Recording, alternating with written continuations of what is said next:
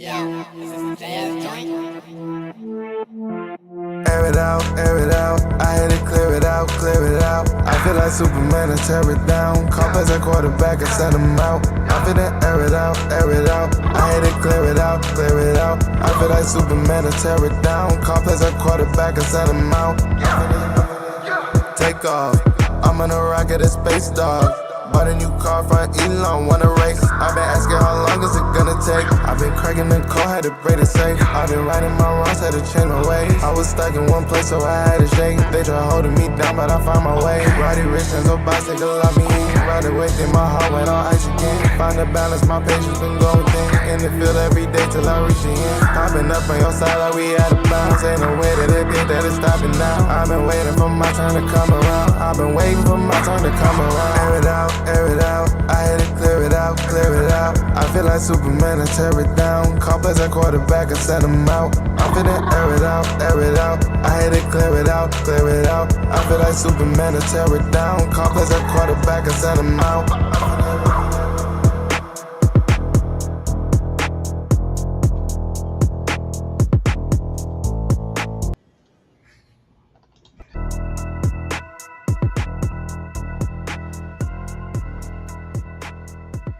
Air it out, air it out. Hey, welcome back to the Air It Out podcast. This is your humble host, Jerome Jones, and I'm humbly here with my guy. It's been a while since we've been together, man, and I miss you, my boy, the one and only Juan. How you doing? Been a minute, boss, and great to see you. Great to see you back on the show when we're doing the rotation. I will say, like, looking at the intro, kind of got me reflecting on how long we've been doing this show for. What, been like 10 years or so? Like, I think we're really aging ourselves at that point too, where like our intro still has Tom Brady in it, playing like in the most recent way that we have. It's like it's a good time. I'm working on it. Hey man, looking good, man. I see you right there. You got the Seahawks jersey on. Got the Cooper Cup flow going on. I see you, man. Looking good, bro.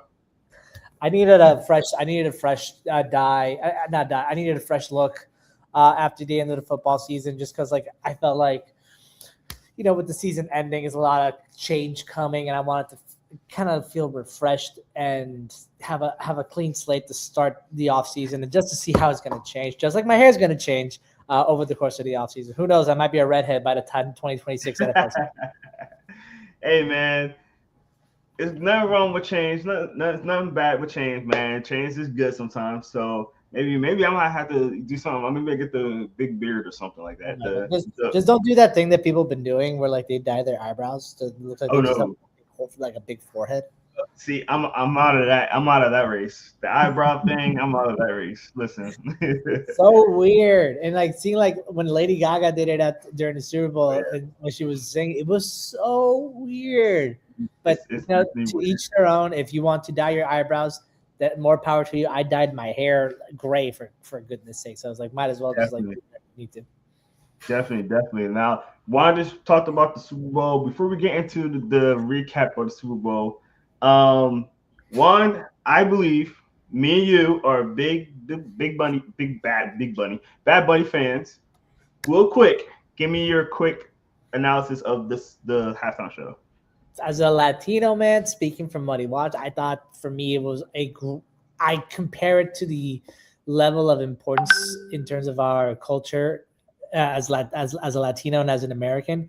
I compare it to how Kendrick did it for the culture last year. Bad Bunny did it for the Latino culture this year, La Cultura. Not only just like showing the importance of representation and kind of saying that, I am American, but I am also Latino.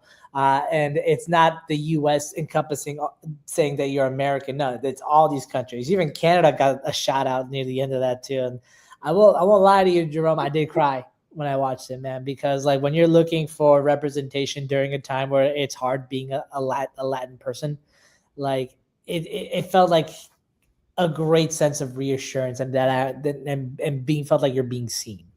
I would dare say that this was the greatest halftime show performance ever. I'll put her right up there with Michael. And I've rewatched the Michael Jackson one a couple of days ago, and I still thought Bad Bunny was like comparable to that, especially when he did the song "Café con Ron" when he was on top of the light pole. That sends chills down my spine every time I rewatch it. Yes, sir. Yes, sir. If you guys don't know, I am an avid Latina music listener. I listen to a lot of different musics. So Bad Bunny was performing. I got excited. I love the performance. I love what it represented. It was great. I did have 3 problems with the halftime. 3 problems. And don't get me wrong, it was a great performance. I thought it was great. Had 3 issues with it. 1, DTMF was not long enough. I thought they should have. I think they should have held on to that song a little. It was like we're gonna like mention it at the end and then like let it go. That's one of his best songs, and they kind of skipped over it real fast. And I was like, no, like leave it there. That song is such a good feel like song that like I think they should have like let that linger a little bit longer because like it's a like kind of how they celebrate it at the end. I thought it would be cool if they like let it linger just a little bit longer at the end. That was one of my issues. Number 2, Bad Bunny's outfit. I'm so sorry. That was bothering me in the beginning. I mean, don't get me wrong. I know Bad Bunny. That's Bad Bunny style. He always kind of been kind of quirky kind of guy. That was one of my issues with that. And then my last issue is that I feel like he could have had more songs on there. Oh, this is my other issue. And don't get me wrong. People are treating this as he was the first Latina on Super Bowl. Shakira was. So let's give her her props. It wasn't like he was the first one up there and everybody's tripping out about, hey, yeah, we have a Latina up there. We don't understand him.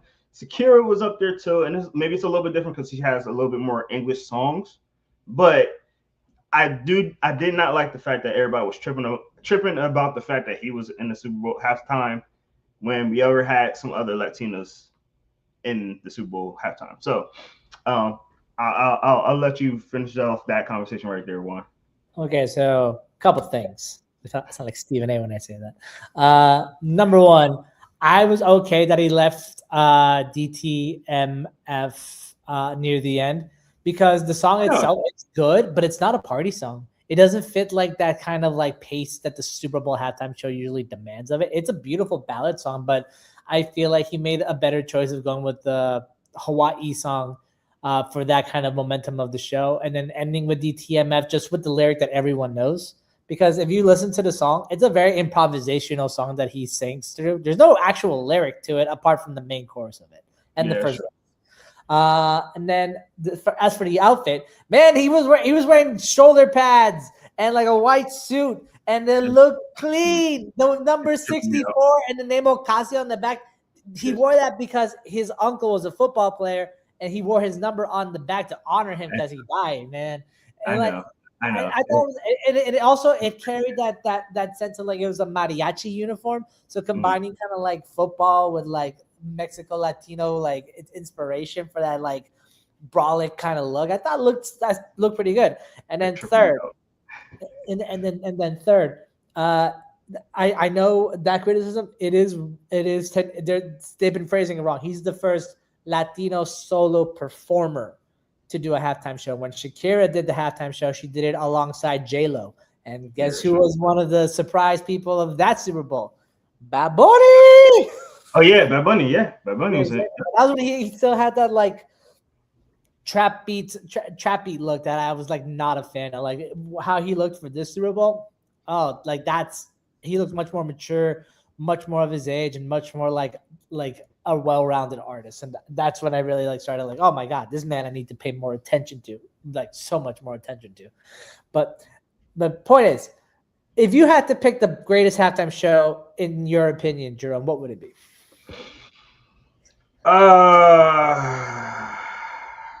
Because Bad Bunny is staying up there for me. Automatically have to say Kendrick was up there. I automatically have to say Bad Bunny was up there. I'm sorry. I'm still going Michael Jackson, man. I'm sorry. It was such a big phenomenon back there. Everybody knows who Michael Jackson is. He's a huge star. I think the spectrum of it was so big, Oh, we got Michael Jackson, it was so big that, and then, Michael Jackson has hits on hits on hits on hits on hits.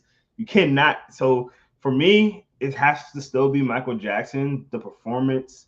And you got, you can look at it now and be like, oh, it wasn't that good, but you got to remember what time frame that was too. Like, he didn't have the same specters, he didn't have the same kind of TV tricks that we have now and things like that. And it was a great performance. So still gonna say Michael Jackson.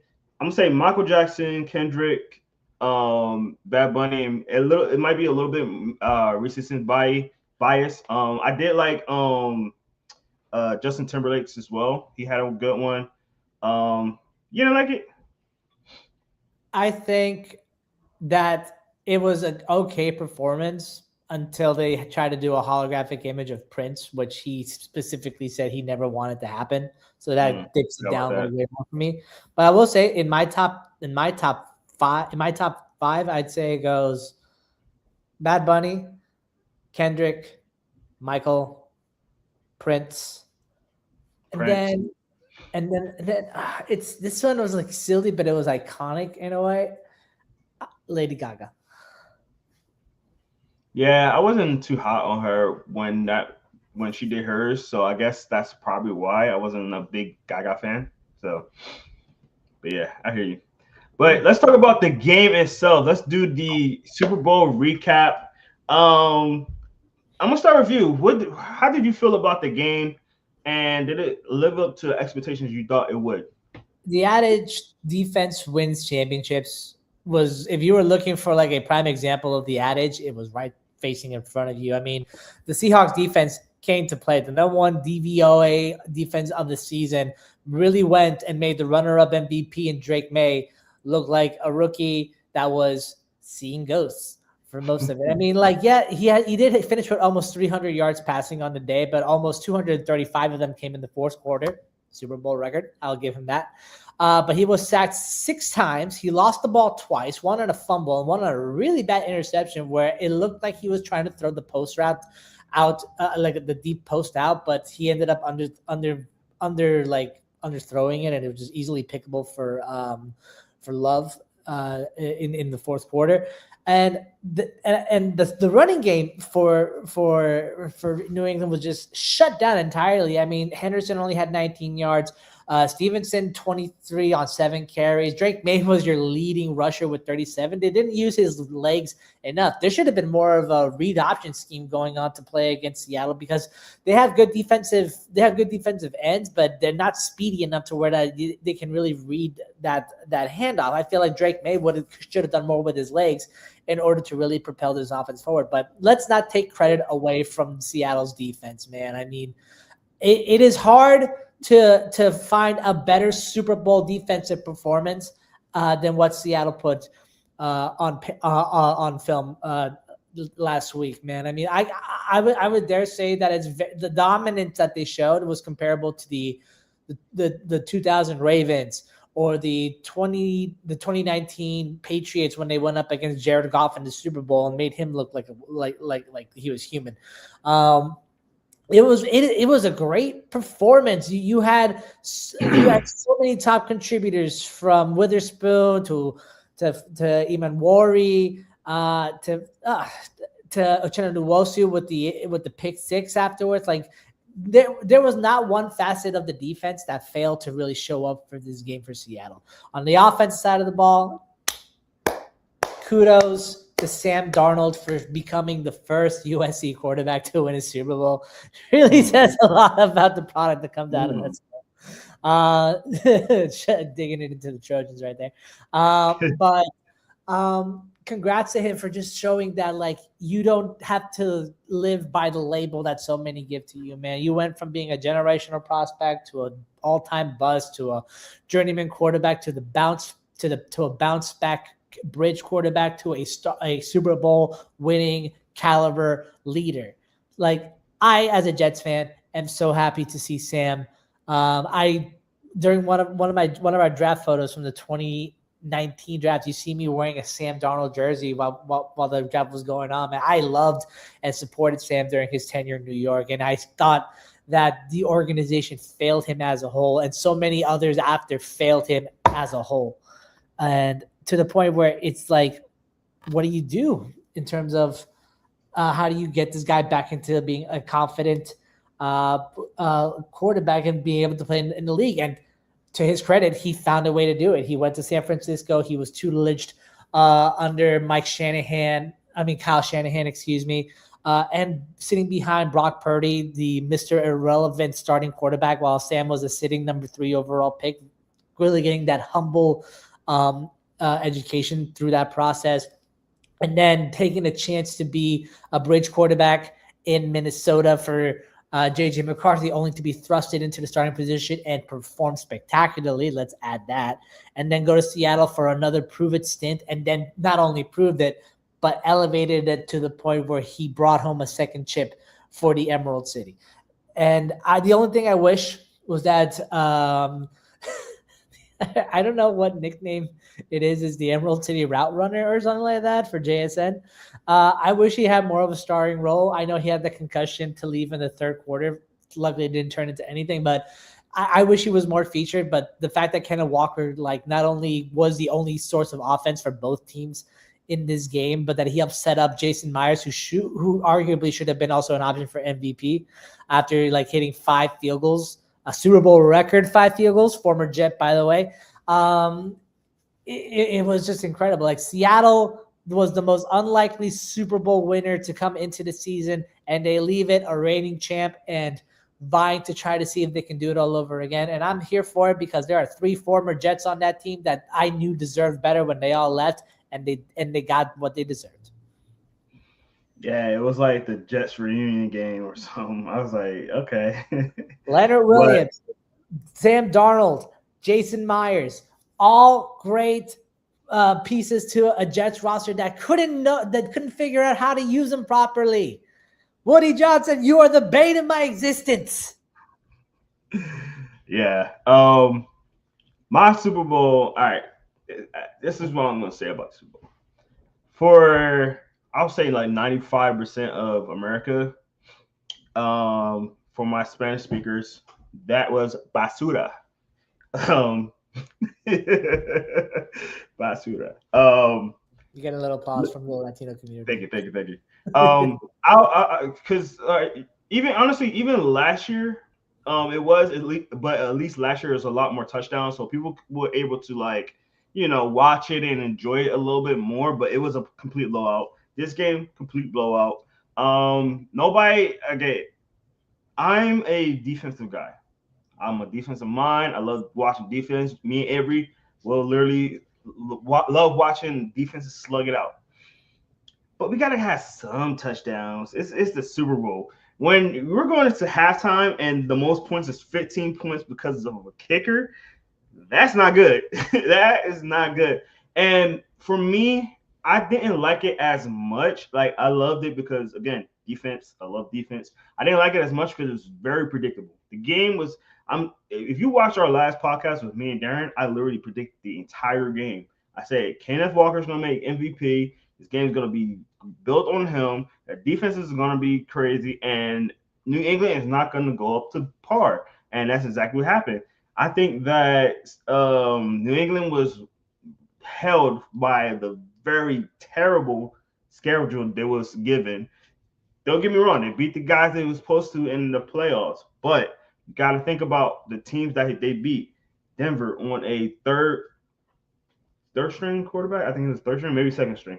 The second string quarterback didn't play well, and they was getting beat up by him in the beginning of that game. He was looking kind of, oh man, about to have a second string in the Super Bowl kind of deal. Who was the team right before them? I'm blanking on them. The Texans with a progressing CJ Stroud. Yes, the Texans. That game was a little bit better, but if you look at their entire season, they haven't really beaten any of the big dogs, So going into the Super Bowl where they're playing against one of the best defenses, if not the best defense in the NFL, that's your first game. I knew that was going to be hard. And I'm so sorry. I've been rooting for this kid since he got drafted. But Will Campbell, boy, if I've seen, I don't think I've ever seen a worse Super Bowl performance. That might have been it. That boy was woo. I will come as a former lineman. I will come to the defense of Will Campbell for a second. I don't want to make any excuses for the kid because a lot of people were debating whether or not he should have came out as a guard and kicked out into the inside instead of being outside, just because of how undersized he is as an offensive lineman, which is kind of crazy to say for someone who's 6'5". But when you have he was performing great through the first half of the season. Remember when he was like looking for this guy could get Offensive Rookie of the Year nominations for how he was going. Granted, the competition wasn't as fierce, but at the same time, you're a rookie starting left tackle going up against premier pass rushers, and he still looked like he was doing a great job with it. That knee injury that he suffered in Cincinnati, I think, really hindered him more than what he led on. And he confirmed as much. He didn't want to use it as an excuse, but let's be honest, that is an excuse. But nevertheless, it's a knee injury. And for an offensive lineman whose main job is to stay low and having to back up to try to take on premier pass rushers and trying to steal your ground, if your knee is not working right, you're going to give up a lot of pressure. Yeah, my thing about it, though, one, and I hear you, and that is kind of an excuse, but you're in the Super Bowl, baby. That is an excuse because we're playing at this point 21 games. 21 games, depending on your seeding. So if you're playing that many games, everybody's beat up, man. And if you're that bad out, you should not be playing the game. This is the most important game of your season. This is the game. This is literally what you work for all season. Why would you have somebody that's not completely there or at least close enough to not give up as much pressure? I mean, he looked like he was lost out there. There was times where he was not blocking people when people were running right past him. I'm like, Will, what were we doing here? What, Will? Getting backed up into the running backs and stuff like that. I'm like, dude, this is getting bad. And they was starting to key on him, oh, you see that, guys? Let's get over there. And it was literally keying in on the fact that he could not block. And that was a very, very bad performance where I think he had to apologize, if I'm not mistaken. Yeah, it was really bad, man. I think the most damning performance of his later second half regression was the game against Denver in the AFC Championship game. Nick Bonito just owned him, just manhandled the kid to basically give him a welcome to the NFL performance. And even though they still won, it left that offensive line much more to be but and hopefully Campbell kind of bounces back next year and reaches the level of dominance that he was exhibiting in the first half of the season. But there are question marks. And Mike, knowing the kind of coach Mike Vrabel is, he'd be a fool not to bring in competition for the left side.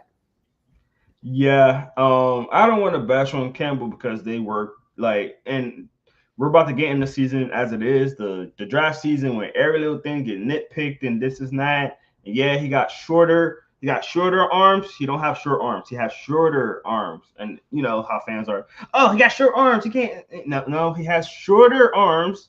A little bit less to be desired arms, not short arms. He's not a dinosaur out there. He's been playing like that all his life. It just really comes down to technique. If you do have shorter arms, you gotta have better technique. You gotta be stronger. You gotta be more agile. You get what I'm saying? So when you have those defensive sheets and you was drafted so high and you play at a high level in college, you have to be a little bit more precise when your arms are not longer or you're a little bit shorter or those kind of growth deficiencies. So we're bashing on one Patriot right now. I do want to give flowers to another, and that's Colombia's own Christian Gonzalez. Yes. That man is, if you want to if you are looking for what the new generation of shutdown corners look like, it is that man right there. Number 0 for the Patriots, man. He was sticking to JSN like hot glue on a hot glue gun when you let it dry and it breaks, man. He could not chip him off. 2 pass deflections, almost an interception. The one where he was going up against Shaheed down the middle and just deflected the ball just enough to where Shaheed couldn't make the big catch. Oh, it was beautiful. Like, Boss, you're a former DB. You gotta tell me whether or not like that man exhibited like give me your corner grade for Gonzalez in the game. Oh, he played greatly, and this is what I was trying to put up. Amazing photo. As somebody that does photos, amazing photo. He was out there balling, and if you look at this, he's outstretched. He was a little behind it, and he had to like recover, jump really high, and deflect that ball. And that could have been a very pivotal point of the game. Again, they still lost, but that saved a touchdown. Because if you know this man right here, Rashid Shaheed, he is fast, and if he would have caught that, he was going. It's nothing. But he kept up with him. A very speedy wide receiver. He was able to keep up with him and do that. So I think Gonzalez had a really good game. And I said this in our last pod with Darren. I was afraid that they wasn't gonna have him travel in JSN, and he wasn't. And the catches that JSN did have, Gonzalez was not on him. Now they got fortunate because JSN did lead the game. He was a little hobbled, so that helped. But I think it would have been a lot tougher for the Seahawks offense if he would have traveled with him. So again, I'm telling you, watch our last podcast. I was predicting a lot of this stuff. I'm telling you, it was very predictable. So, but yeah, I think he had an incredible game. I don't think he had more than 2 catches on him. I know that he told the Boston Globe that he hopes to resign with New England. If I have to watch a fellow Colombian terrorize my Jets for like the next 8 years, I'm going to cry so much. Every time I play Madden, the first thing I do is I always trade Gonzalez to the Jets away from the Patriots. But that's never going to happen. So. Nah. You can only wish, man. You only wish. Man, it seemed like you got a little man crush on Christian Gonzalez, man. And yesterday was Valentine's Day, so happy Valentine's to you, my boy. I hope you had a good one. You do. Thank you. But let's do a Valentine's edition of 2 early MVPs of 2026. Sorry. So this is going to be way too early. This is going to be based on who's going to be our Valentine's crush. Who's going to be the love of the NFL next year? One, it looks like you're thinking about it. So if you want, I'll start. So I think there's a lot of great players that's going to be in this league next year, things like that. But as an MVP, it's kind of hard because there's a lot of good players. There's a lot of good things that might happen, and we also have to see how these teams kind of like come together. So obviously we're going to do this again, but as of right now, when we look at it and with all the players, the teams, everything that's in there, I'm going to say, especially if they add one more piece to this offense, I'm going to say now, because he was looking really good in the beginning of this season. So my MVP, my Valentine's MVP crush will be Justin Herbert. Add him another piece, because look, listen, he was on an MVP run this year, right? Yeah. Soon as Quentin Johnston started not playing well, then his performance not play well, because at that point he only had one receiver, which was Lad McConkey. I think that if you can add one more guy to him and still keep the guys that are there, one more good receiver, and this is a good deep wide receiver draft, so you could get a wide receiver there, or they could get somebody in free agency. Give him one more piece, because like Lad McConkey is really good, but he's not a number one guy. He's more like a slot guy, get you the first down kind of guy. If they could get like a solid receiver in there and the emergence of their tight end, Gaskin, I think he could go on an MVP run. I want to believe that because, like, I love Jay Herbo. I think he is. I think he's like the greatest what if of the NFL because no matter how much success he has, there's always something in his way that he can't control. Correct. Last year was the health of his offensive linemen because how many? It was like what 7, 8 O linemen for the Chargers went down to the point where backups to the backups had season-ending injuries. You were missing both left tackles. Interior was just absolutely trash, and then your backup left and right tackles went down too. It was ridiculous. Like it was like glass ankles was a disease that spread across the offensive line. I want to hop on the train with you, Jerome. But the issue with that is that with Jay Herbo, the biggest thing that's going to keep him from getting MVP consideration, apart from the fact that everyone on his team seems to fall apart when the wind blows on him, is that he is winless in the playoffs.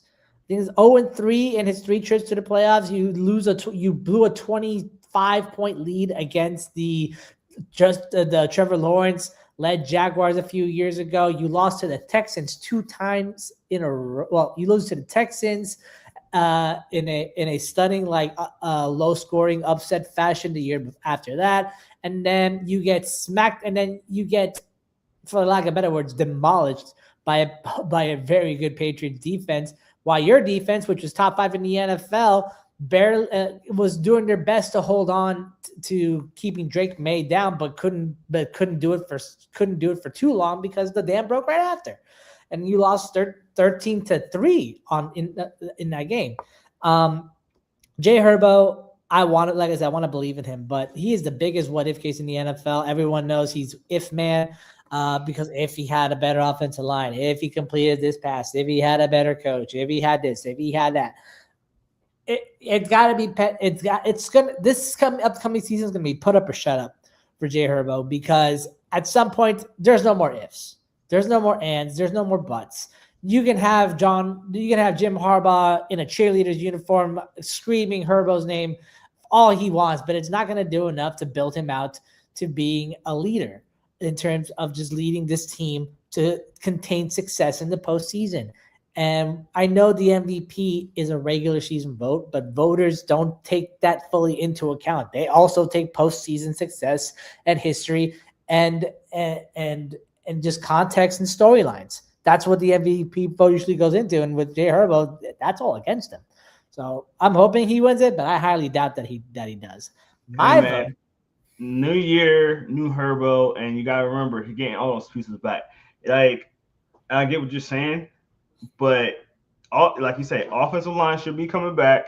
He had his running back out. He had a declining wide receiver that looked great in the beginning of the season. Then he just disappeared. Like, he made a couple of drops and he literally just disappeared after that. So I think if things go right, and things usually don't go right for the Chargers, but if things go right, I think he always has that quality to be an MVP player.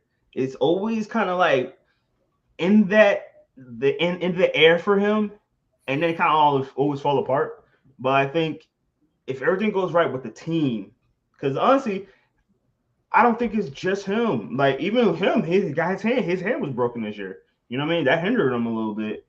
I think if everything goes right, and there's seasons when things go right. I think if everything goes right, like it's supposed to, and I'm mainly talking about a good offseason, everybody kind of stay healthy, things like that.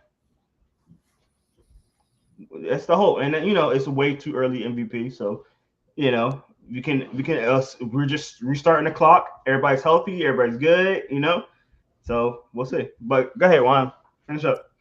My picks are twofold. I have 2 picks. I think my first pick is it's a weird one, but what I'm going to say is whoever the Minnesota Vikings trade 3 first-round picks to acquire from is going to be the MVP next season.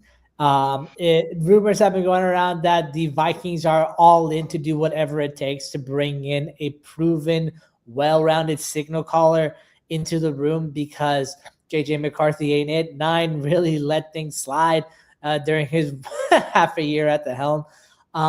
And if they're going to go in on, and there's so many candidates that they can go in for trading 3 first-round picks for, but the most obvious candidate that they're targeting is in Cincinnati. And if Cincinnati is willing to let Joe Burrow leave to go to Minnesota, where he can have so much success with under Kevin O'Connell, it would be absolutely insane. Can you imagine one of the better quarterbacks in the NFL with one of the better head coaches and quarterback whisperers in the NFL, and just doing what Sam Darnold did with the Seahawks, but at a much higher level and proficiency?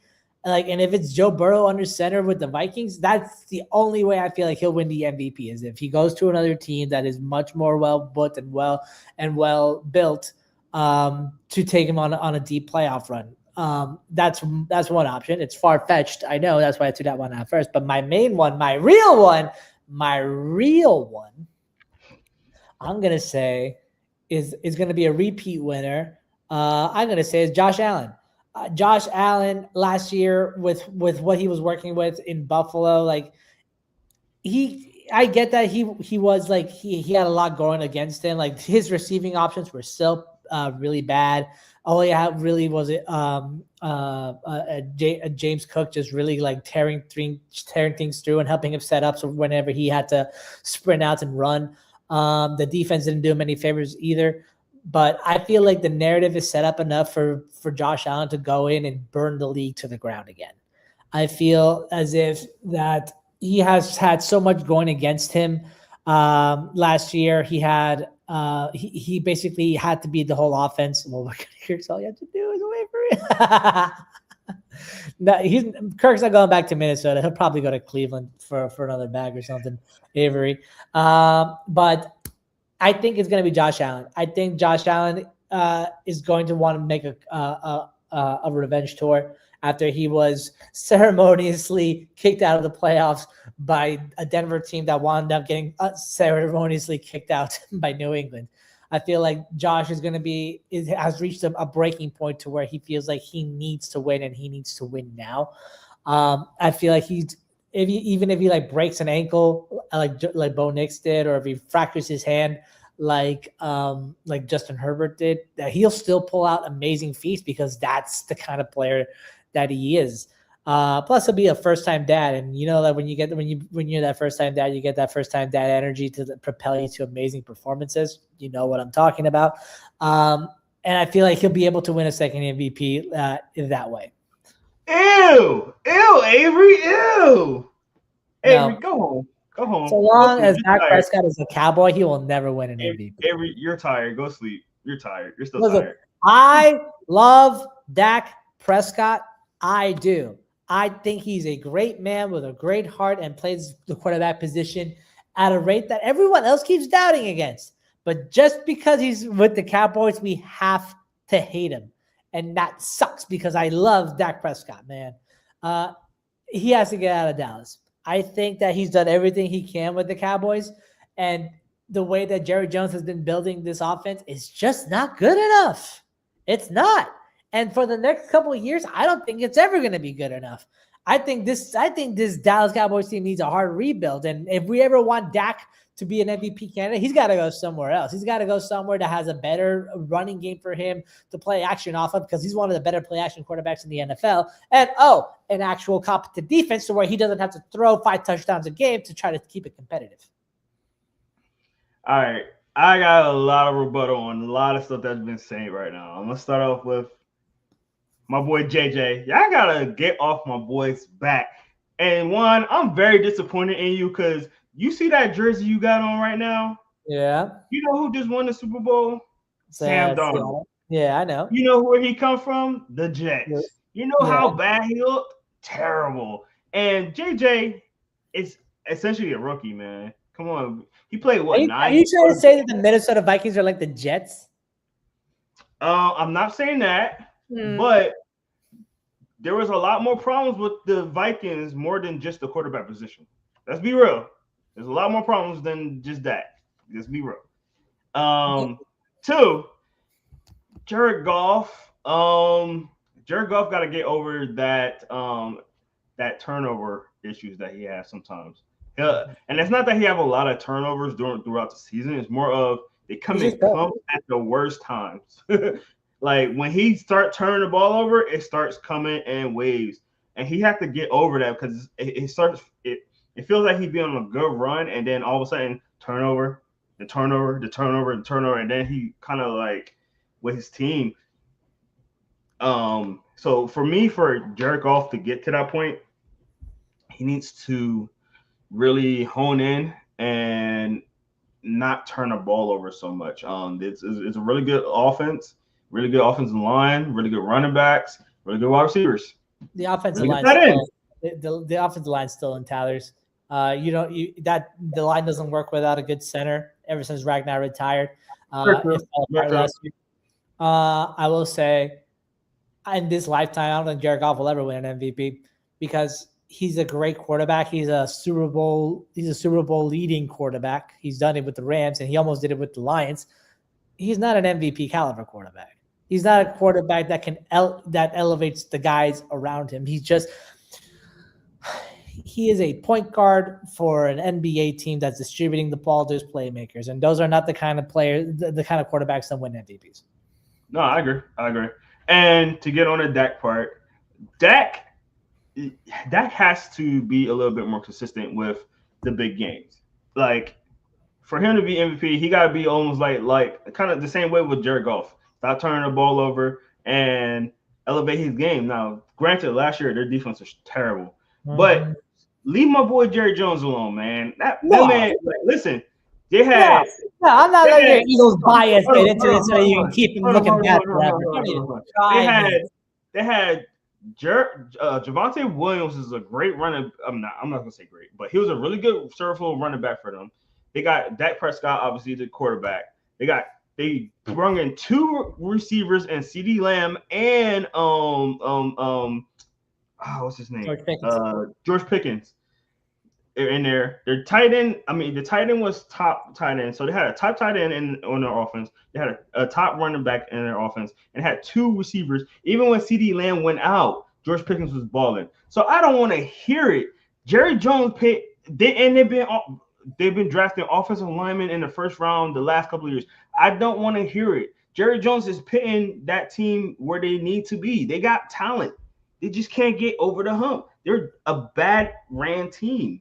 And it's honestly, if you want to blame Jerry Jones for anything, it's probably that Jerry Jones do not like hiring good coaches. That would probably be the biggest thing I'll say. But putting the team together, Jerry Jones have done a great job at it as an Eagles fan. And he said facts. Thank you, Avery.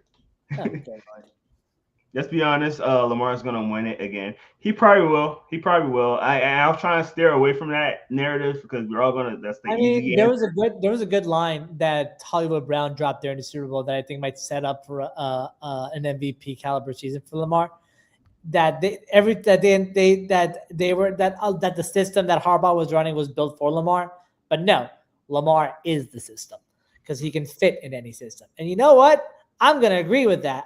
Lamar Jackson is a unicorn of a quarterback, man, because he can throw a ball and sling it so well, but run it even better than anyone else in the league can, man.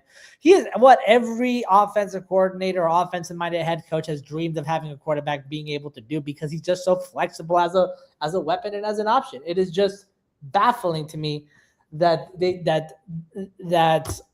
people like to trash on Lamar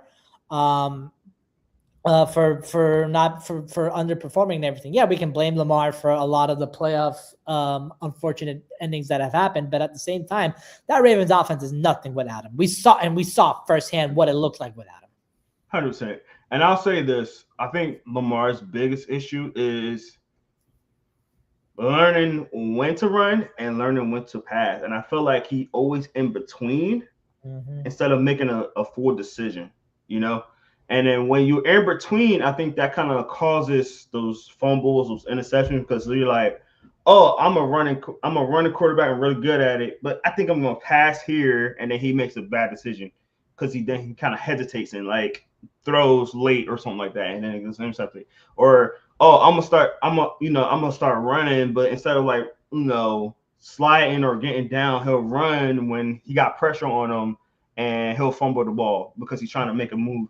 Like I think his talent is so far up here that he can't decipher what lane to go in that moment, especially when it's like high intensity moment. So it kind of hinders him and kind of backfires on him. So I think if he can kind of like settle down in his mind a little bit more, because I still feel like he's still trying to find his identity in a sense. Because he's a really good passer, he's really good runner. But I feel like in his mind, it just goes 100 miles per hour. Like obviously, he got to remember the plays, he got to remember the routes.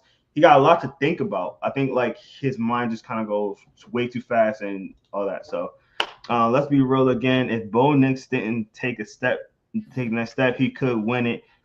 I like that. He's a game manager right now, but if he takes the next step, use his legs, watch out. They got the team that could have success. I like that, Avery. I like that. I really do. I agree with you. The offensive line needs to be better, though. That offensive line was not good for him, and obviously he got injured. And all right, I'm not gonna pin that on the offensive line because that was I don't know what happened with him. I don't know how that play resulted in him breaking his ankle because it didn't. You got me. I don't see it either. I looked at that so many times. And I'm like, where is it? Like, but yeah, I like the Bo Nix. I like the Bo Nix conversation. I like that, Avery. That's a good one. I will say with Bo Nix though, the biggest thing with it, like you want to be a believer, but like there's games where like that Knicks had last year where the Denver won in spite of Knicks' performances because as much as we can make him a future MVP, he can also like set a team back just because like he'll just make these ill-fated throws and squeeze a ball where it doesn't have to go. Yeah, he won't take what's in front of him. He'll try to make the big play, which is weird for Sean Payton-led offense, which is supposed to be predicated on the short passing game, like a West Coast offense. But believers, I like it. But I think you're onto something with that. One, and I think it's a young quarterback thing. I mean, even Drake May, you see him, all year he's a gunslinger, throwing it, deep thrower, and then you watch the Super Bowl, they take away the deep throw, but he tries to force it in there. I think that's just a young quarterback thing where it's like you trust your arm way too much sometimes, and you got to remember this is the NFL. These guys are faster, smarter, they understand what you're trying to do. So sometimes they try to fit something in there, like, oh, let me just get it in there, and it backfires on them. I think that's just a young quarterback thing. We're calling him a young quarterback. He turns 26 next week. Bo Nix is 26? He's 25 right now. Oh my God. See, young quarterback, my butt. He's in college for 7 All right, years. in NFL terms, he's a quarterback. You know what I mean? Not by age. I forgot he was in college for like 6, 7 years. I'm gonna throw in another pick real quick. If we're gonna go like the quote young quarterback route, if they improve next year and they really rebuilt around him, I am gonna say that Jaden Daniels has the capability to be. Yeah, if we're going the young quarterback route, man, because he is essentially Lamar Jackson-esque. He has a great arm and great running ability. He just has to learn how to take care of his body. Because he takes so many big hits whenever he's playing, man. The man doesn't like Jaden Daniels is a freak athlete just like Lamar. He has great weapons. He has better weapons than Lamar. I'll make the argument for it in terms of the receiving game. But he's got to learn how not to take a big hit when he doesn't need to, man. Like the risk isn't always worth the reward. Ask the twice concussed Giants quarterback. I would like to see him bulk up a little bit more because of that. Because his game does revolve around him scrambling, and I don't think a lot of people like think of him as a scrambling quarterback.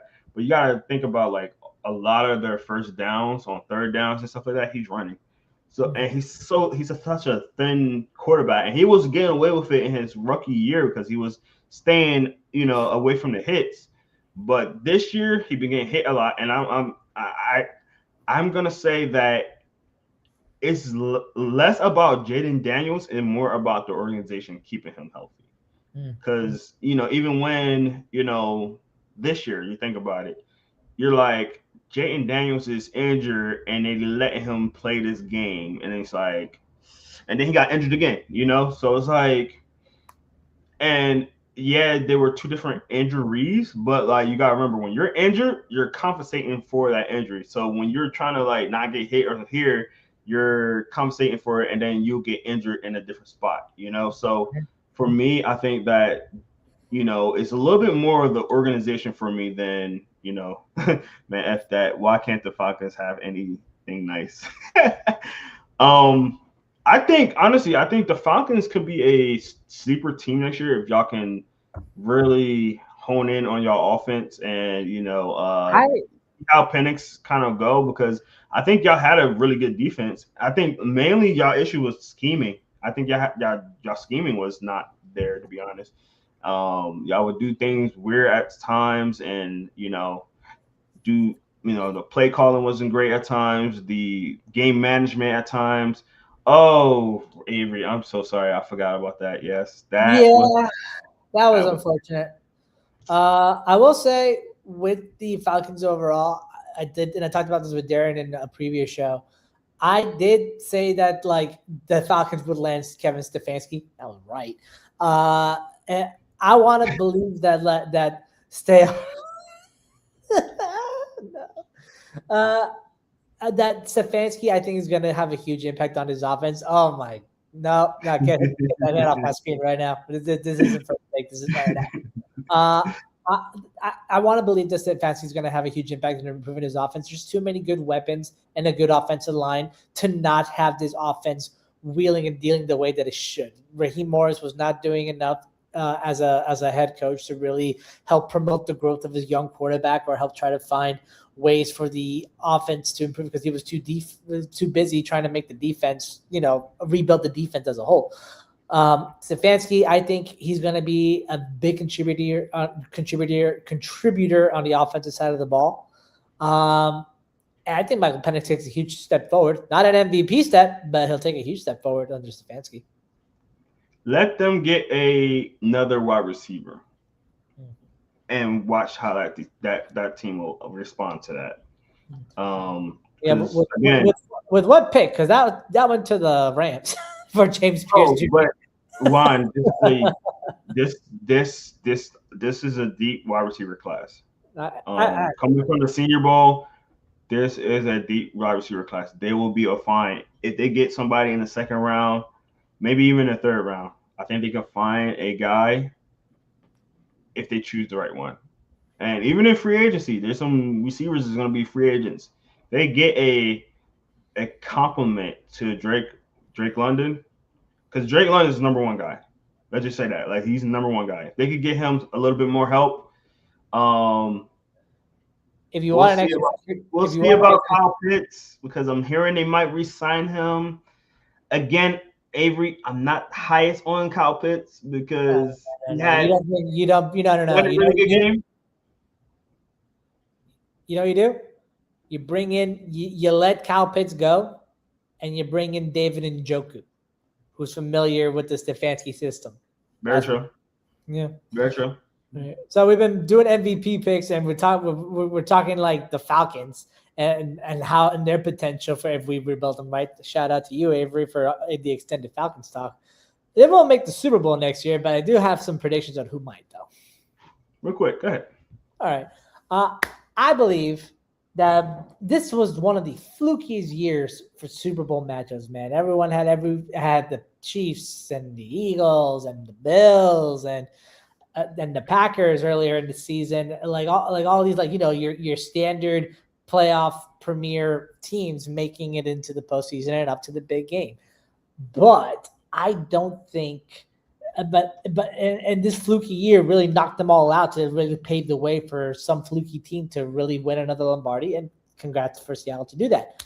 I think we're going to regress to the mean next year and see a kind of like a return of like dominance. I think next year's Super Bowl matchup. I think Patrick Mahomes returns to the Super Bowl next year.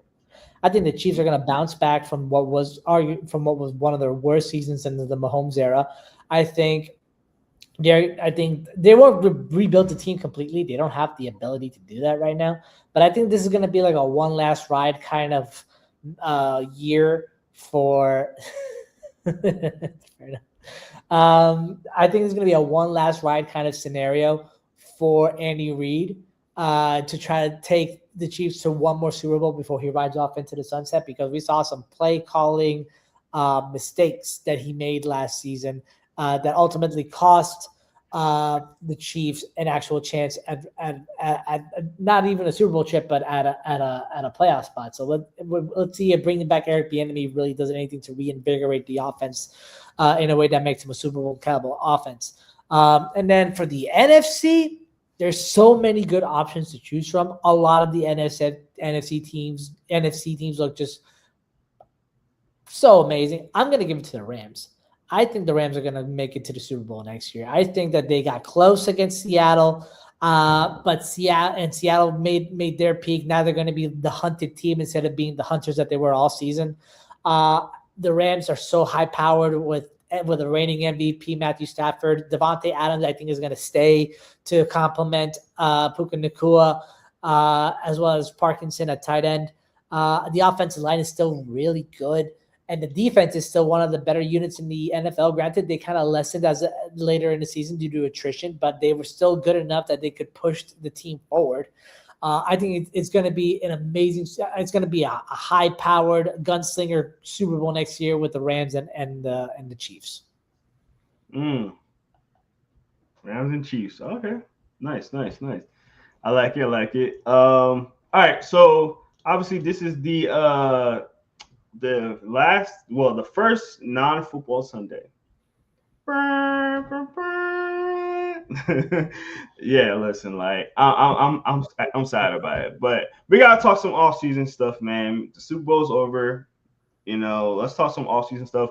So with us being about an hour in right now, let's do this. Let's have a rapid fire topic session. So we're gonna run through some topics, real quick thoughts on them, and then we're gonna end it off on our biggest hot takes of next year. So let's run with the first one.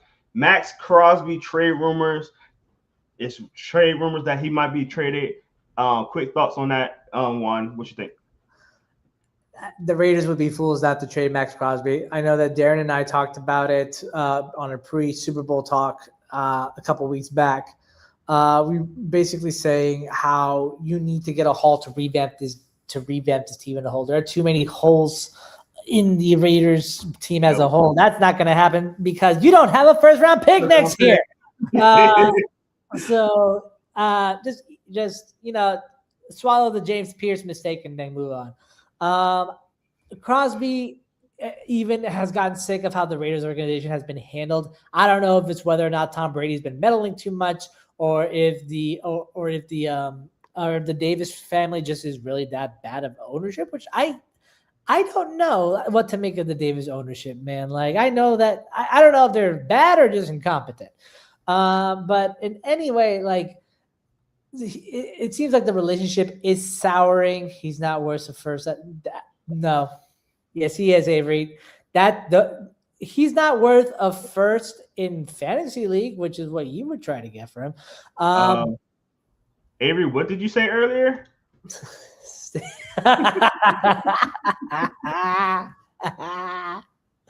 Oh my God.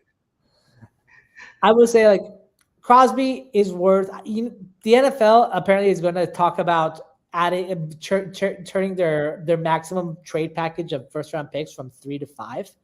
I think Max Crosby is worth 5 first-round picks. He is a anchor at the defensive line position, man. Like, he is a game changer for any team that could acquire him. But back to what I was saying, is like his relationship with the Raiders is really starting to sour. It doesn't seem like he wants to come back, but the door is not completely closed. I mean, they elevated his D-line coach to DC, so maybe he'll feature him in a more prominent role. And he's being paid as one of the top defensive ends in the NFL, and he still plays like one, even though he got injured. But you're not going to be able to turn your team around with just one defensive end.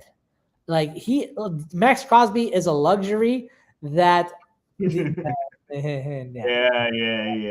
right, Avery. Max Crosby is a luxury the Raiders can't afford to have right now, especially when they're bringing in a young quarterback in Fernando with the number 1 overall pick this coming draft. So you need more draft capital and more draft ammunition to build around Fernando, because similar to Darnold, he's a point guard. He's got to get the ball out to his playmakers. You need to get him playmakers. And to do that, you need picks to get playmakers. How are you going to get those picks? By trading away the one asset you have left that's worthy enough to get you those picks, and that's Max Crosby. And if I had to choose a team to send him to that could part with that much draft capital, there's quite a few. My number 1 option would be Detroit. He's an Eastern Michigan alum. Detroit would be crazy with him and Hutchinson. Oh my God. He's an Eastern Michigan alum. He even is he's the general manager for the Eagles over there. So like there's already a Michigan connection that works there. The Eagles could be a second option if Vic Fangio stays. And also if the offense can figure this stuff out, because Max Crosby is a smart enough guy to know that he wants to go to a contender. And if Jalen Hurts refuses to adapt as a quarterback with whatever system that the new OC brings in, what makes you think that he'll want to be a part of that, especially with the drama in the locker room that was stirring all off season and into the regular season? That's number 2. Number 3 is a crazy idea, because you would have to trade him in conference, but you can acquire great draft capital if you do. San Fran. Yeah, I mean, it's right over the bay. Yeah, no, they would. First off, Vegas isn't even in the Bay anymore, so it doesn't really matter. But at the same time, scheme fit wise, I don't know about that. I don't know, because like that I have to think about. I have to mull over. But what I was going to say originally, if you keep him in conference, I would send him to Houston. I would try to acquire picks from Houston to really turn that defense into a quarterback's nightmare, because the AFC South is already starting to kind of like have a turn. So in terms of being a competitive division, Hunter. All right, real quick, I'm going to say that it can be a blessing and a curse getting rid of Max Crosby. And I'll say this because the Oakland Raiders do not have an identity on their team yet. Las Vegas Raiders didn't have one, huh?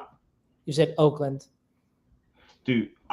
They're always gonna be Oakland. They're always gonna be Oakland. 5 years, man. It's been 5 years. I'm sorry, but the Raiders is Oakland to me. I'm so sorry. It's Las Vegas. I apologize, all y'all Raiders fans. But yeah, I think that, Max Crosby, if you lose him, you don't have an identity on your defense anymore. And then you don't have an identity on your team. Yes, you bring in a rookie quarterback, but even that quarterback has problems. He's not like a surefire number 1 overall pick guy. Like if this was another draft class, he might have been like the 2nd or 3rd guy. You know what I'm saying? So it's not like he's not a clear cut. He's going to change his franchise around kind of guy. You got Austin Genty on offense, but even his rookie season wasn't desirable. So you need an identity on your team. He's your identity. He's your toughness. He's your guy. I think you need that. And the other issue is draft picks. You don't know how they're going to turn out. You just don't. So like to be like, oh, we're going to trade him and get all these draft picks and we'll be okay. That's not necessarily the case. It worked out for the Cowboys because they had pieces already. They got a player back for him. And, they already have an identity. They have the offense with Dak. They know that, the Raiders don't have that. So losing that, it'll be an issue. So I'll say, I would love him to trade him because there've been rumors that somebody wants him, and I would love that. But I'm gonna leave that for another podcast because I could talk about that all day. And real quick on you, Juan, Jalen Hurts been adapting to his offensive coordinators for the last 10 years. And yet, why does Kellen Moore have to dumb down his playbook to play to Jalen Hurts' level to try to get him to the Super Bowl? Dude, you seen who was in that backfield? I did.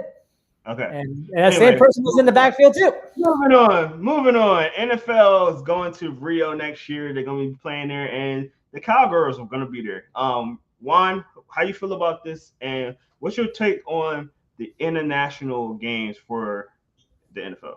The Brazil games have been really entertaining, to say the least, man. I mean, you had a great rain game with premier Saquon Barkley against the Packers in 2024. You had a fantastic duel between Jay Herbo and Patrick Mahomes in 2025. This will be the first game in Rio. The other two were in other stadiums in Brazil, whose names escape me.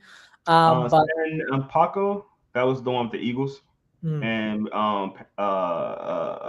Sao Paulo? Huh? Sao Paulo? Sao Paulo. There you go. Okay. So they were both in Sao Paulo. And this one in Rio was going to be really fantastic because Rio is like one of those like kicking cities and it's just one of the beautiful ones too. Got to be careful in Rio though, man. That's all I got to tell you. But they said the same thing about Paulo. So Sao Paulo, yeah. But I will say, growing the game internationally is fantastic. Introducing another version of football to the land where football is bigger than God, and that's funny because of the Jesus statue that stands there. Is kind of crazy, but I think the growth of the game and trying to spread it and really trying to make it a much more accessible and international game is fantastic. Rio is a good spot they're doing to bring another game to Mexico City. Paris is getting a game, but not a good one. It's Browns versus Saints, so I'm so sorry to the French for what they're going to get in that one. Another game in Madrid, another game in Germany, a few more games in London, in the UK. But the one I'm most excited about is in the land down under. It's the San Francisco 49ers against the LA Rams in Melbourne, in Australia. That's going to be your Australian accent? I tried my best, man. I was trying my best Kangaroo Jack impression. It wasn't coming out. That's hilarious. The Melbourne game is the one I'm looking forward to the most. Because of the crazy scheduling alone is going to be fantastic because they're playing it on a Wednesday to make it as the Thursday night football game. And then the matchup itself is just crazy. You have a rivalry game in Melbourne. You're trying to introduce the NFL in a spot where there's already another version of football there, which is really crazy in and of itself. Australian football, look it up. It's crazy. But you're trying to introduce it, and the key matchup you're bringing in is Sean McVay versus Kyle Shanahan. That was strategic. I know it was strategic because you have two offensive firepowers going up against each other in Melbourne to try to expand the game all the way down to Oceania in the land down under. That is going to be crazy. Yeah. I think going to Rio is going to be cool. It's a new spot. I think there's somewhere that we can expand our audience to. I do fear that we might be doing too many international games in 1 year too fast. I do fear that, and it might draw away from some viewers, but just because the time differences. The early games, they're so early on a Sunday. Usually, people are in church or just waking up or things like that. So I feel like, yes, internationally is great because they're watching it, they're there, it's good for them and their timing. I feel like with us, if we have too many, at one point I felt like there was one every week almost last year. I feel like if you do too many, it can hurt you in a way, if that makes sense. I get it because it kind of feels like you're also alienating the fans back home here. Correct. In that sense. But you're riding on the bet that if you're alienating and losing fans here because of it, you're gaining fans on the other side. And if you grow the game internationally, like you want it to be like the NBA's relationship with China and Europe, or soccer's relationship with the world, or baseball's relationship with Latin America. Like you really want to grow the game to where like you can make up the difference in case you lose anything. But the thing about football, which is why it's my favorite sport, American football, specifically the NFL, the thing that makes it so beautiful, every NFL game counts. And every NFL game is an experience in and of itself. It has taken up a day of the week that used to belong to the Catholic Church. Now it belongs to the National Football League. Like it's a game where it's, when done the right way, is one of the greatest spectacles of sport that you'll ever see, because it is the ultimate team game. In the sense of like so many unique components and unique features that each player possesses cannot be replicated if you switch their positions. Like it's not like in basketball where you can push a tall power forward into being a center and he can like box someone out, or in baseball where you can turn the catcher where the catcher can be one of the greatest, most dominant hitters in the game. It doesn't work that way. Like with football, it's also specialized and it's also like strategically done, that it makes it a great game to watch, just to see the pure physicalness of it all, with the impactful hits, the high flying passes, the speedy runs. Like it's a beautiful game, man. And to try to bring it up to the national level, I think like it appeases and it brings in an audience that you've never had before. And to try to grow it that way, I think it's well worth the risk. I give you that. All right. Speaking of risk, we're gonna talk about our last topic real quick. What's your thoughts on the new logo of the Tennessee Titans? Now, granted, this is a quote unquote leak, so we'll see. But before I reveal the logo, they say they're taking away the dark blue.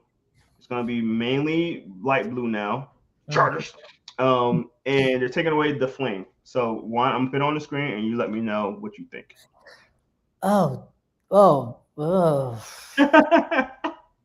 Now, granted, that's not the greatest quality image, but that is generally what it's supposed to look like. You're trying to bring back Oilers colors in Titans fashion. And while I respect the hustle, just bring back the Oilers.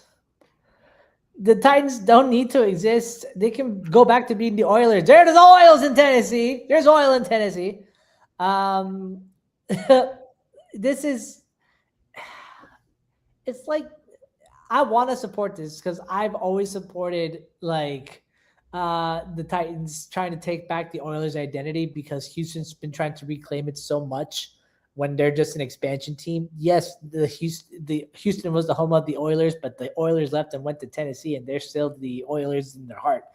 But I feel like you're not carving out a new identity by bringing back your old colors. You're just kind of trying to recycle your identity and use the nostalgia to try to bait fans back, especially because you're trying to incorporate it in a new era of football that you're trying to bring in. I don't like it. Like, my biggest problem with it, especially, is the T. The T's always been the biggest issues that fans have with the logo, with the team in general too. That T is the bane of many people's existence. You got to redo the logo entirely, man. It's just like, I get it's creative, it's still ugly though. Yeah, I agree with everything you're saying. I don't like it. I think it's ugly. Granted, the one on the left right there with I'll call it the flaming wheel. It does need to be updated. It's very old school. It's very, and that T is very ugly. And I understand why they're doing it. They wanted to look like a sword, I guess, whatever. I don't like the fact that they're going light blue. I like if they would have kept all the colors, made the dark blue the prominent color. It had blue accents, like the light blue accents within it. I think that would have been a better way to go about it. For them to go all light blue, it looks weird to me. I get it. It's the whole Tennessee thing, so they wanted to keep that color in there. But I don't know. I don't like it. I think they should have probably went a little bit closer to. Whoa, you gonna call, sir? I think they would have. I think they should have probably went a little bit closer to the T, closer to the Tennessee, the college team T, and then worked off of that. Maybe had like a sword coming out of it or something along those lines. This looked like Captain America's shield to me. This was like a Captain America shield. It looks ugly. I'm not a Captain America fan. I don't like the fact that he had that ugly shield, and this reminds me of that ugly shield. I don't know if that's what they was trying to go with, like something. It looked like a Marvel character's like logo. Yeah, it looks like it's a comic book. Like, you know what? For when the logo for the first logo when it came out was pretty cool, pretty retro 2000s, trying to get like that comic book feel, and it worked for the era that it was in. But it also represents a lot of mediocrity for what the team was mired through during that era, and this kind of just puts mediocrity in a new color. Like, it's not the Titans need a revamp. Man, they need a revamp of their logo and of their uniform. It's such a strong name, Titans. You're a Titan. It's like strength behind it. That gives me weak. I don't know why. It just feels like it. You know what it reminds me of? It reminds me of the old school Captain America. Yeah, Let me see if I can pull it up real quick. It just reminds me of. No, I get it because of the circle, the stars around it, and the color pattern with the red, white, and blue. I see what you mean. It's so ugly. I'm not a fan of it. You know who's in for a complete uniform revamp too? A logo revamp. The Falcons. The Falcons, yeah. Yeah, they're going to new uniforms soon too. Like, so we'll see. Let's see if they change back from what they're currently sporting. Because I know we're switching the topic here, but like the new Atlanta Falcons uniforms they've been sporting for the last 6 years have just been dreadful. They have been just downright disgusting. This is what this reminds me of. It just reminds me of this. Yeah, that logo really reminds me of this. Like old school Captain America look. Like it's not. I don't know. Like for me, the clearness in one of them made me laugh because like you can see like right through the shield. Oh man, that's ugly, dude. All right, man. That's gonna do it for the rapid fire topics. Juan, I'm gonna let you start off with this one. Next year's biggest hot take. It has to be hot. It has to be spicy. It has to be something off the wall to end the podcast, man. I need some flames. I need some fire because the Tennessee Titans taking the flames and fire off their logo. So bring the flames back, Juan. Bring it. Let's go. I'm gonna say that the Miami Dolphins are going to trade Tua Tagovailoa to the Minnesota Vikings for 2 first-round picks. Ooh, 2? Yeah. I think that similar to what I've been saying all show about being a point guard in an offense full of playmakers. Mm-hmm. If you take Tua and put him in a Kevin O'Connell style offense where all he has to do is just distribute the ball and get it to a guy like Jay Jettas or to TJ Hawkinson or Addison and just distribute the ball and just think and dunk and just make sure you're getting the ball to your playmakers, similar to what Mike McDaniel had him run his first year. I think Minnesota will see. I think Minnesota sees Tua as kind of like a desperate but viable option that they could use to try to bring themselves back to relativeness. And 2 first-round picks is a relatively cheap price you have to pay to get them. 100%. All right, my hot take. It's gonna be a offensive work, but this team is going to trade for my team's AJ Brown for a King's ransom.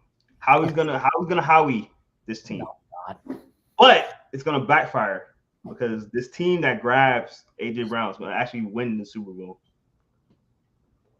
So the team that's gonna grab AJ Brown for 2 first-round picks, or maybe a first round and a second round. Let's say that. Let's say this year's first and next year's second. They're gonna grab him, pair him up with another young, really good receiver, elevate this team, and they're gonna win a Super Bowl. And that's going to be the Carolina Panthers. AJ Brown, T Mac, Super Bowl. No. Because what are you giving up? What are you giving up for? What are you giving up for him? What would you give up for AJ Brown?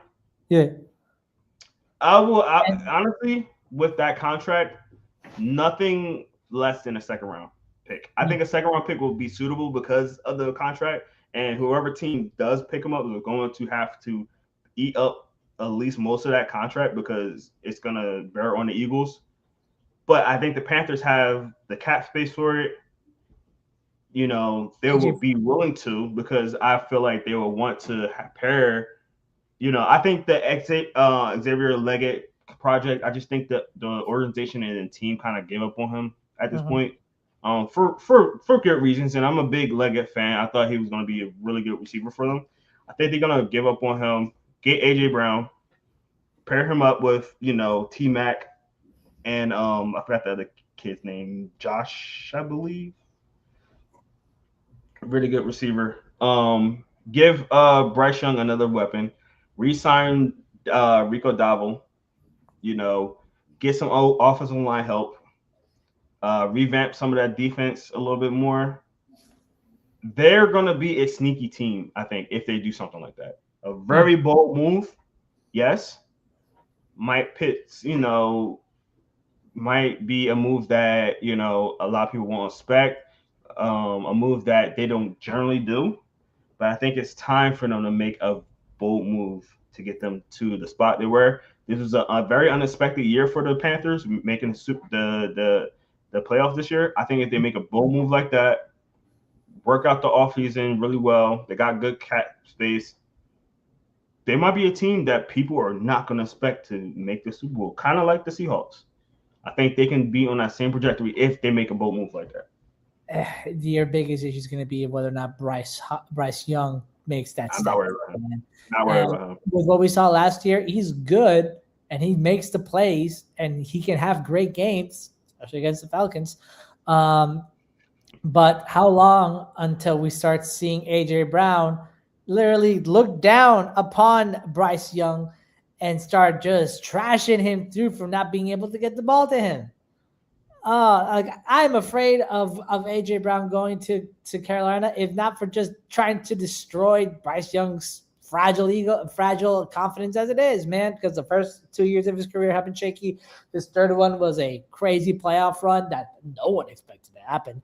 Now you're throwing in AJ Brown, who's a great receiver, but also has a crazy attitude when it comes to not being well utilized. Like, I don't know. That's that kind of a move boosts an offense, but can also break a locker room if it goes south. I think that the Philadelphia market made that more than it had to be. And I think with AJ Brown going to a smaller market like the Carolina, where they won't take every little thing he says and make a big deal out of it, I think he'll be fine. I really do. Eagles, I'll be the first one to say this, and then this is me now getting out of that market space, looking at it from Atlanta. I'm living in Atlanta now. Philadelphia media is the worst media I've ever seen in my life. We attack our own team. We literally attack our own team. We make billboard stuff just to get a thing out, and then it goes national.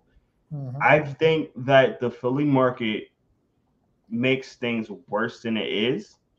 And I think, yes, AJ Brown probably has issues, and I'm pretty sure 90% of that offense had issues. That the scheme was terrible. Kevin Let's just Patullo, say it. awful. This scheme was terrible. So, like, I'm frustrated. I'm not even on the team. I'm frustrated. So, like, I understand. Like, I don't want to take AJ's frustration this year and be like, oh, well, da da da da da. Like, because it makes sense. Like, why wouldn't you be frustrated with the way the offense was moving? You know what I'm saying? And I personally don't think AJ Brown had an issue with Jalen Hurts. I honestly don't think he had an issue with the head coach. I even don't think he had an issue with Kevin Patullo. Kevin Patullo been there for a couple of years, but he was the one calling the plays, and the plays wasn't there. And if you look at the route trees that AJ Brown been running and stuff, it's horrible. So get him to Carolina. They have a good offensive coordinator. Bryce Young. I know people are gonna say Bryce Young this that. He's very much improved. He don't have to be the catalyst of the defense. The offense. He can be like a Sam Darnold. We've seen Sam Darnold just do it, and distribute the ball when need to. Have a good running game with Dabble, and let the defense cook. Anyway, that's gonna do it for us, guys, with the Air It Out podcast. Thank you guys so much for checking us out, man. If you haven't, please make sure you like and subscribe. You got the QR code right under Juan. You got the other QR code right over me. You scan that on your screen right now and find us on all our social media. We got Instagram, Facebook, Twitter. We got TikTok. We got YouTube. And this is where you're watching it on YouTube. So make sure you go like and subscribe if you like what you've seen today. We're going to have a whole bunch of off-season talk with a lot of good conversations. So please make sure you check that out. We got a lot of player interviews that's coming through. We just came from the Senior Bowl interview. A lot of players that's going to be on your favorite team very, very soon. So if you want to have a little insight on some of the players that you guys could be picking up, make sure you go check that out on our YouTube channel, on our social media, on Instagram as well. But that's going to do it to us today. I'm Jerome Jones. That is Juan. Juan, any last words before we go? If Avery was here, he would talk about tucking the ball in for Matt Ryan and how you shouldn't fumble the ball and not let that go because you got to secure the ball just like this. But that's not what I'm going to be talking about here today. Now, instead, what I want to be ranting about is the fact that Woody Johnson has such a fragile ego. Point where he had the NFLPA report card canceled because Jets players were complaining about ownership and facilities. Yes, man. You're never gonna have a good season, man. You built a stadium that looks like a freaking. Hey, you're cursed. You're never gonna make it. You're gonna have a Johnson, you are debating about man.